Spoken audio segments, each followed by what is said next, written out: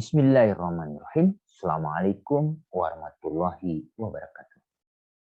Pemirsa Layar TV, ayahanda dan bunda, para calon mahasiswa maupun para calon peneliti, kali ini kita akan berbagi informasi terkait dengan pendekatan kualitatif. Informasi yang kami sampaikan ini bersumber dari buku Metode Penelitian Kualitatif yang ditulis oleh kami sendiri, yang diterbitkan oleh Alfabeta. Ayahanda dan bunda, apa yang dimaksud dengan pendekatan kualitatif ini? Yang kemudian perlu kita urai bagian per bagian. Berharap para calon mahasiswa maupun para calon peneliti dapat mengikuti cara bagian per bagian penjelasan kami ini. Coba kita lihat apa yang menjadi pengertian dari pendekatan kualitatif ini. Menurut almarhum Profesor Parsudi Suparlan yang kebetulan menjadi dosen kami pada saat kami mengikuti program pasca sarjana di Universitas Indonesia, khususnya pada kajian pengembangan perkotaan. Pendekatan kualitatif adalah pendekatan yang humanistik, di mana kita akan melihat cara pandang, cara hidup, selera atau ungkapan emosi, dan keyakinan dari warga masyarakat yang diteliti sesuai dengan masalah yang diteliti. Pendekatan kualitatif adalah pendekatan yang tidak dikenal adanya sampel. Harus dilakukan secara teliti, mendalam, dan menyeluruh guna memperoleh gambaran mengenai prinsip-prinsip umum atau pola-pola yang terkait dengan perilaku umum sehubungan dengan gejala-gejala yang ada dalam kehidupan sosial masyarakat yang diteliti sebagai kasus itu sendiri.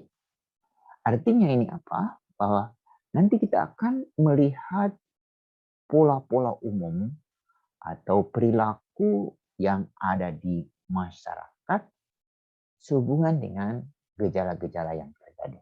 Kita sebagai seorang peneliti kualitatif berharap kita akan mencoba mendalami secara dalam dengan berbagai cara. Antara lain, kita dapat menggunakan metode pengamatan atau observasi. Di sana kita akan mengidentifikasi berbagai hal, lalu kemudian kita mencatat informasi dan data yang kemudian kita bisa jadikan dasar untuk menganalisis hal-hal yang sedang kita teliti terkait dengan kehidupan sosial, di mana misalnya anak yang sedang kita teliti ataupun masyarakat yang sedang kita amati. Itu yang pertama. Yang kedua, kita dapat menggunakan metode wawancara.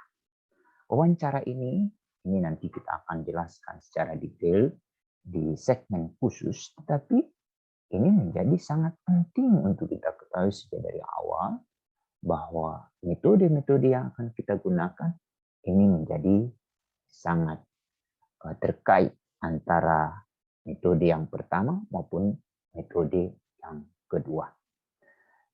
Selanjutnya, metode yang ketiga yang dapat kita gunakan adalah diskusi kelompok terarah atau FGD.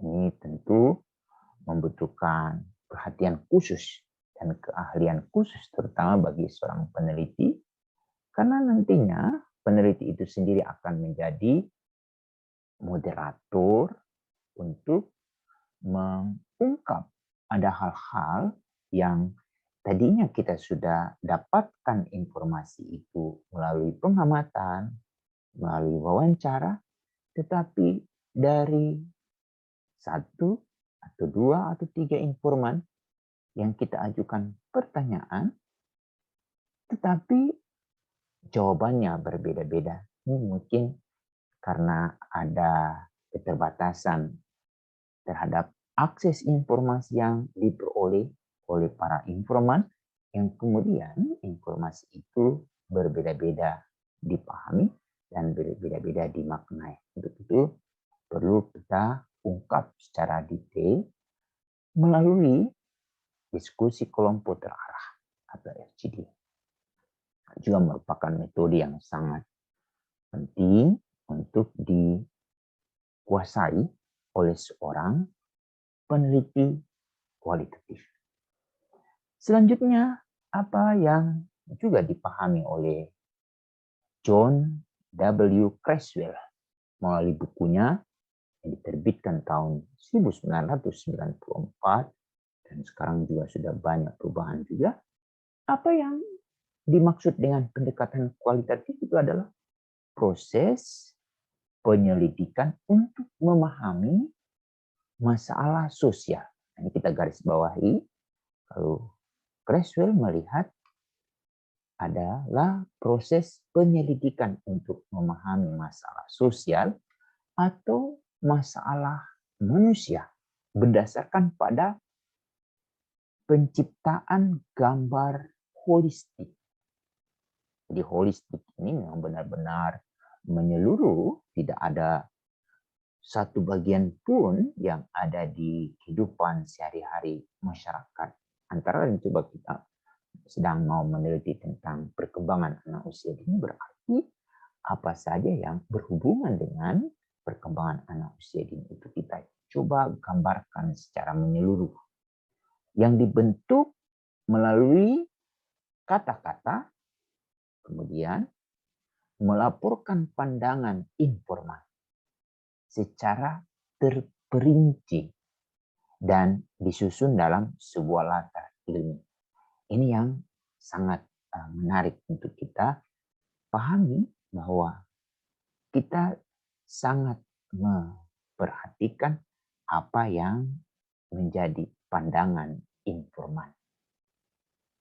Jadi informan sebagai sumber informasi dalam penelitian kita ini benar-benar kita perlakukan secara spesial. Untuk itu, seorang peneliti kualitatif sebagai instrumen ini benar-benar harus memiliki kemampuan sebagaimana yang kami sampaikan tadi. Sampai di sini dulu uraian kami tentang apa itu pendekatan kualitatif.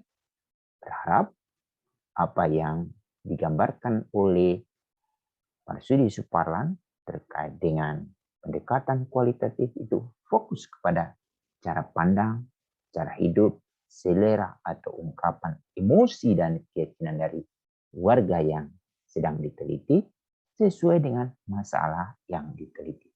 Sedangkan dari Creswell, penekanannya adalah bagaimana kita menciptakan gambar holistik yang dibentuk dengan kata-kata, melaporkan pandangan informan secara perinci, dan disusun dalam sebuah latar ilmiah.